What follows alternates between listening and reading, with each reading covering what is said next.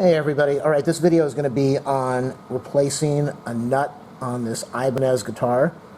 I'm going to zoom in right now. You can see how chewed up the nut is. It's extremely chewed up. It's chipped all over the place. Try to get a better picture, but I think you can see it. It's chipped everywhere, and it really needs to be replaced.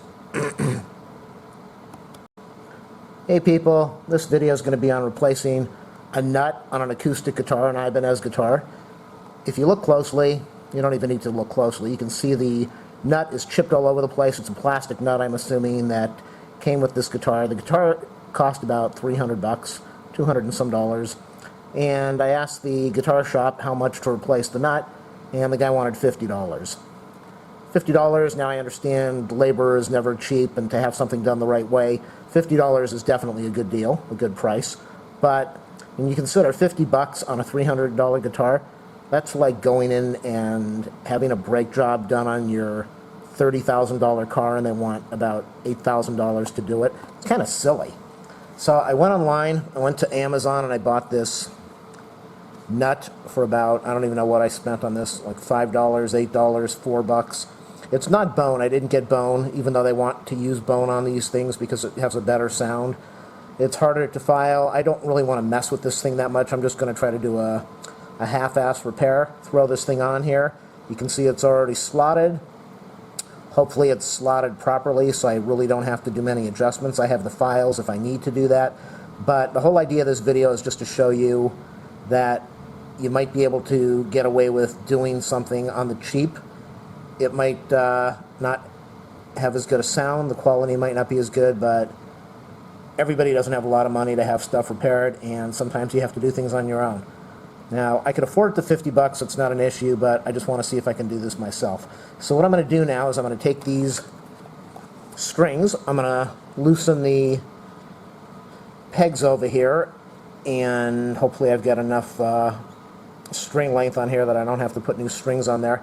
And then normally you would pry this thing. You got to be careful. They try not to put these on with permanent glue, and you should not replace it and put on permanent glue, because when you have to replace these, you don't want to destroy your guitar or ruin the wood. So normally you can wiggle these things apart. Sometimes they come apart. Sometimes you can use a little heat gun and lightly put it over there, maybe a hairdryer or something, just to melt the adhesive a little bit, or you can go in there and try to pry it out a little. So that's what I'm going to do now. I'm going to loosen the pegs on this thing and see if I can do a quick, simple, easy repair of this guitar and save myself some money.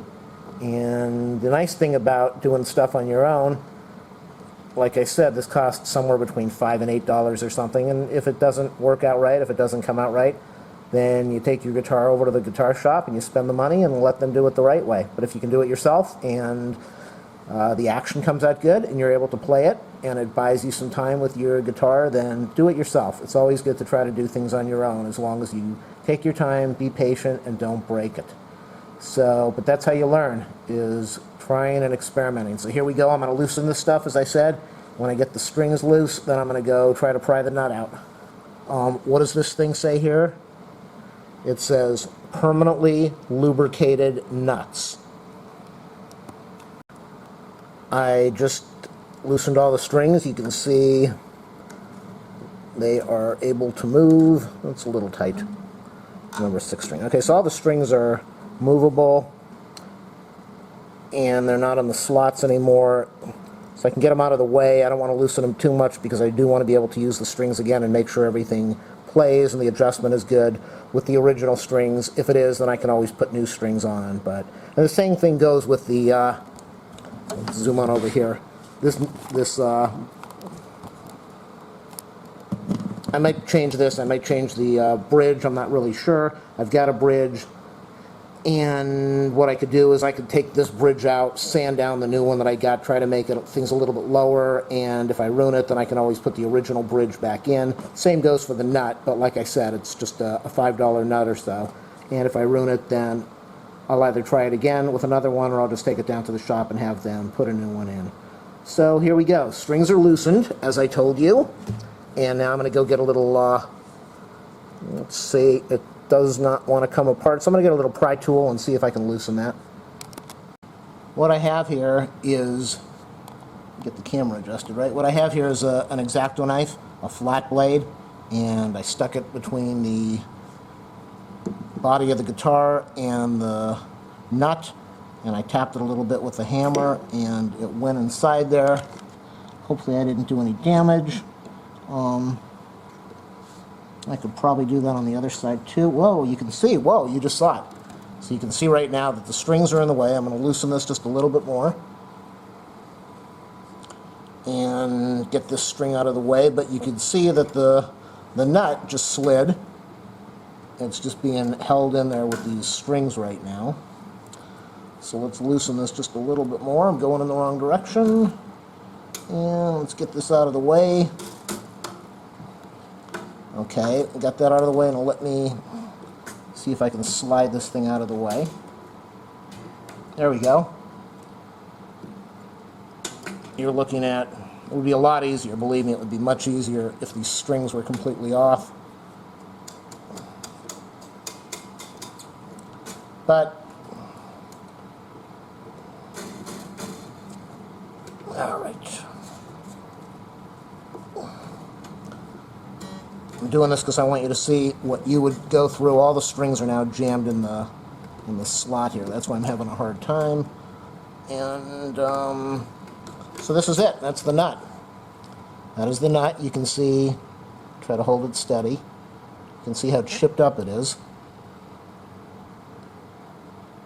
And you can see this little slot. You don't see any glue in there. You don't want to see any glue in there. It's normally just a tight fit. So what I'm going to do now is I'm going to slice the package of the new nut. That's the new nut. Let's put it up. These have different dimensions, so you have to make sure you're buying the right one for your guitar. Or some of them come in, they don't have any slots and you just slot it yourself. So what are we dealing with now? We're dealing with, that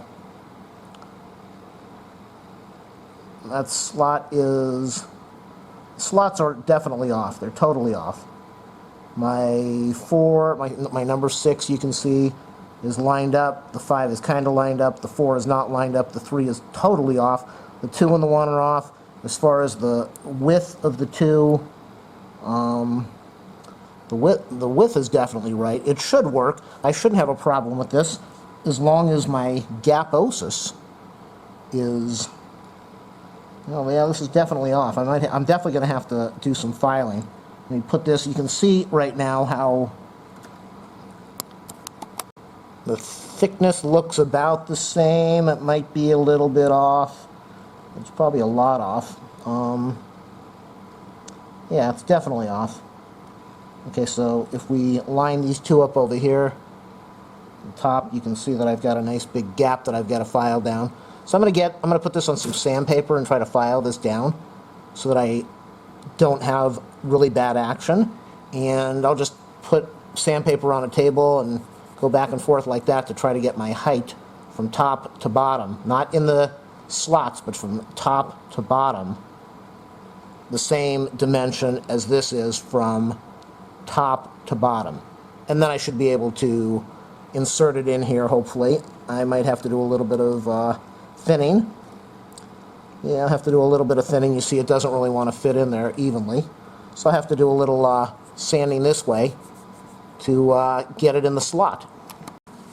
So what I did here is I took some dimensions. This is the old nut. This is the new one. This is going from front to back. Front to back means this was mounted on the guitar like this. So front to back means from here to here, and you can see that the new one is 240 compared to 234. So I'm going to have to do a little bit of sanding on this side just so that the new one will fit into the slot over here. And then as far as height, you can see there's a substantial difference. What I did, remember I told you that the gap between all of these is totally off, the spacing is off. But it should be okay. I'm hoping it's going to be okay. If it isn't, then I'll have to go buy another nut and file everything down myself. But if it works and there's not a problem, then you can see the difference. What I did is I measured from the top to the bottom of the nut at the center points, 654. I measured it between the 4 and the 3 string, from here to here, and the height difference is substantial, 326 to 0.357 inches. You can use, if you live in another country, if you use millimeters or whatever, that doesn't really matter. Just do your calculations for that. So you can do it by eye if you want. If you want to do it by eye, and that's all you've got, go for it. That's what a lot of luthiers do. They just do it by eye. They don't do it by measurement, but I'm doing it by measurement so that I've got some idea of where I'm at. And I'm going to go put this on some sandpaper and sand this way and then sand this way and try to get as close to the original dimensions as I can for old. This is the new one. I'm going to try to get to these dimensions, and then I'll pop it on the guitar and see what happens. Okay, I'm in the kitchen now. I've got the sandpaper taped to the counter. There's a piece of tape here and there's a piece of tape over there. As I said, I'm using a micrometer, a dial caliper, to do this, to measure the thickness of how much I'm going to be sanding off. Unless you're really good, I don't know how in the world you would just do this by eye. You've got to be really careful with this. It's just not an easy thing. I'm not good at this. Nobody's good at this unless you're really good at this. Did that make any sense? Okay, what you need to do is you've got to hold this thing perfectly flat, because you want the whole bottom to be perfectly flat. Now, normally when we're holding something, we angle it somehow. So when we're sanding, we might angle it this way, and then we might angle it this way, and you're not going to get it perfectly even. That is why, without this dial caliper, I would have absolutely no idea what I'm doing right now. I could mark a line on the bottom over here, measure it with a scale and mark a line, but what I'm doing is I'm holding it this way and I'm sanding, I'm holding it this way and I'm sanding, I'm turning it this way and I'm sanding. I'm just trying to get a perfectly even bottom, and then I'm measuring constantly to make sure that my dimensions are accurate and that I'm not holding it too far this way or too far that way. So I thought it was important to put on the camera and show that, and show that I'm really trying to make sure that I measure with the dimensions that I want, and that I have a perfectly even bottom and bottom over here that I'm working with. Otherwise, this thing's going to go in on an angle in the guitar, and you're going to have really bad adjustments on each one of your strings. Here is the nut. I filed it as best as I could. I'm probably within about 0.005 of an inch on the dimensions, and that is why using a dial caliper is really important, unless you're really good at this stuff. Now, as far as thickness, I'm not going to be putting glue in here, so normally these things don't fit in, they don't lock in place, they don't snap in, so don't file it down hoping that you're going to fit it into this little gaposis here, because that's not how it's going to work. Let me see what happens. I'm going to slide it in. You can see the dimensions look pretty good. I could glue it in once I get it in here. Sorry, I'm sweating all over the place as I'm recording this. I could snap it in. I could glue it in. I'm looking at the dimensions right now. It's not too far off. I'm kind of happy with what I've got here. I don't know if this is going to work. I don't know how it's going to play, but it certainly isn't going to be any... Oh, boy. Everything's sliding all over the place. I'm going to put this in here, like I said, without glue. It is not going to be any worse than what I had before, hopefully. So I'm just trying to get the strings positioned. Remember what I said before, the spacing was way off on this thing, and I don't know. I'm not a professional. I don't know if that's going to affect how this thing plays. I don't see why it would, but it might. So there you go. That's what I've got right now. Yeah, I really don't see, of course, like I said, I'm not a pro. I don't see why it would really matter, the spacing, because the string, well, maybe it would. Who knows? I'm going to tighten this thing up right now. Like I told you, I'm not going to glue this in place, especially not now, because I have no idea what I'm doing with this thing, as I'm sure I'm going to get a lot of comments on this video. But I'm just tightening up the strings a little bit to lock this in place. And as long as it works, as long as I have some decent action, that's my most important thing right now. So let me go shut this off, and I'm going to go tune it. I've got the tuner on, so let's tune this thing now.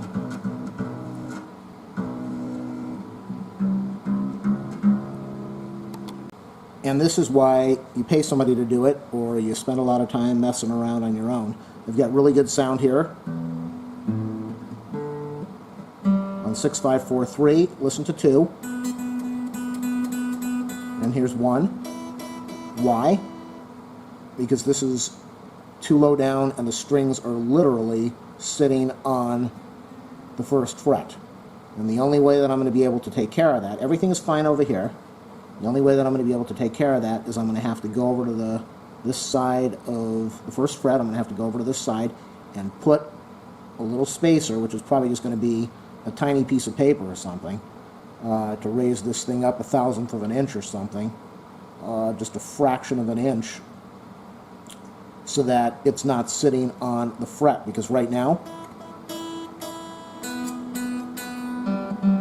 so everything else sounds absolutely beautiful, except right on here where I can hear it and I can see it. These strings are right on the 1st fret. 2nd fret, let me, not as bad. I'm fretting on the 1st fret right now. You really don't hear. All right, let me get this camera to turn the right way. You really don't hear it.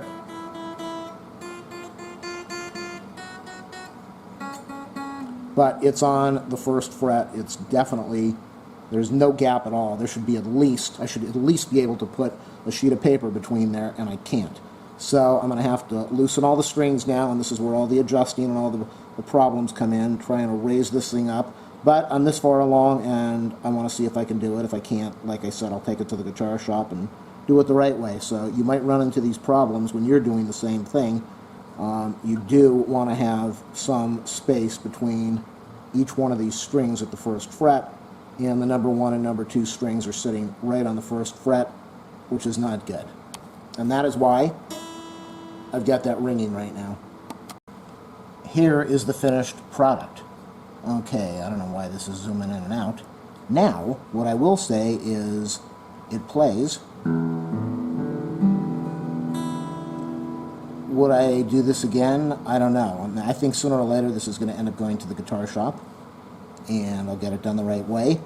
Everything was perfect. The nut is not glued in. I can see there is a gap there because I obviously did not file it right. It is not easy to do this, or sand it down right. It's definitely not easy to do this. And it's not glued in right now. Like I told you, the spacing was off compared to the original.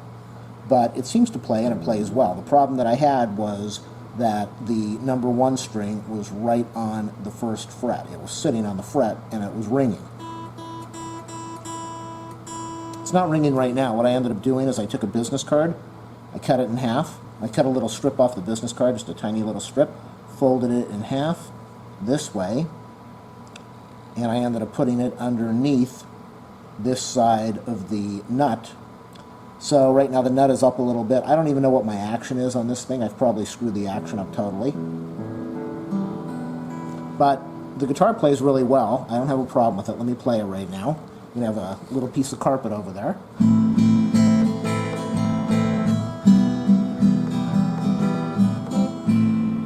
Okay, there might be a little bit of ringing there. I don't know. Is it ringing? It sounds a little tinny. Sounds like it's hitting something.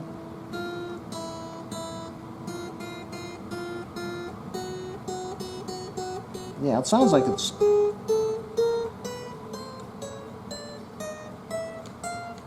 Maybe not, because it sounds that way all the way across the whole...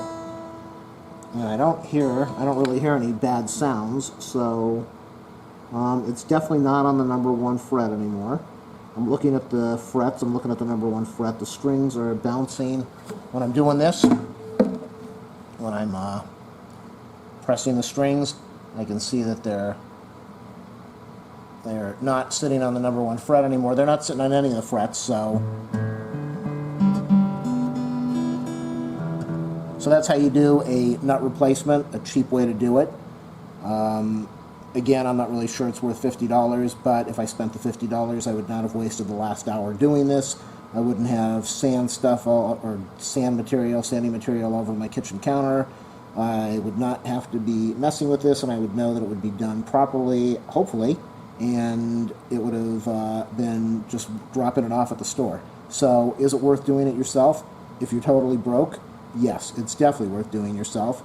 Is it worth learning how to do? Probably, if you're going to have lots of guitars. But I think most people will probably just say, you have to do this every few years, take it down to the guitar shop, throw some money into the guitar, spend the $50, put a new nut on here. $50 because he wanted bone. I'm sure if I said this cheap stuff, it probably goes way down in price. But he said bone would make it sound better, and maybe I've been boned by doing this myself instead of spending the money and doing it the right way. But for now, it's going to get me through a little bit of time, and when I get some time, I'll go down to the guitar shop and get it done the right way. So hopefully you benefited from this video. Make sure you watch all my other cool stuff. Give me a thumbs up, a like, whatever you do here. Subscribe. I'll link my video to lots of other cool websites on how to do this or how not to do it. And don't leave any mean comments because I will reject all of them. And hopefully you learned something on how to do it or how not to do it. I just wanted to end the video by showing you, trying to zoom in so maybe you can see that little sheet of paper. Why is it doing that? Kind of weird. My camera is telling me how to zoom. It's zooming out by itself. Alright, there you go. You can see that little sheet of paper right in there, so you can see how the nut is definitely not seated properly at all. And you can see how it's way up. I can stick my nail underneath there. So this is totally wrong, totally off. And I didn't even glue it in there, like I told you. And I should put a little bit of glue in there, maybe some Elmer's glue or something, so at least I know that it works. Next time I put strings on here, I will probably put a proper shim on this thing and do it the right way. Or underneath it, I'll shim it the right way. As I said, this is a temporary thing right now to see if I could even do it. So I'll put a shim underneath there, maybe another piece of paper, and then if I have to, I will file some of the slots to make everything work the way it should work. But other than that, it is playing good. This is a little ridiculous that it's way out of the gap, but it's being held in by the strings right now, and I was just able to prove that it can be done. Maybe not correctly, but it can be done.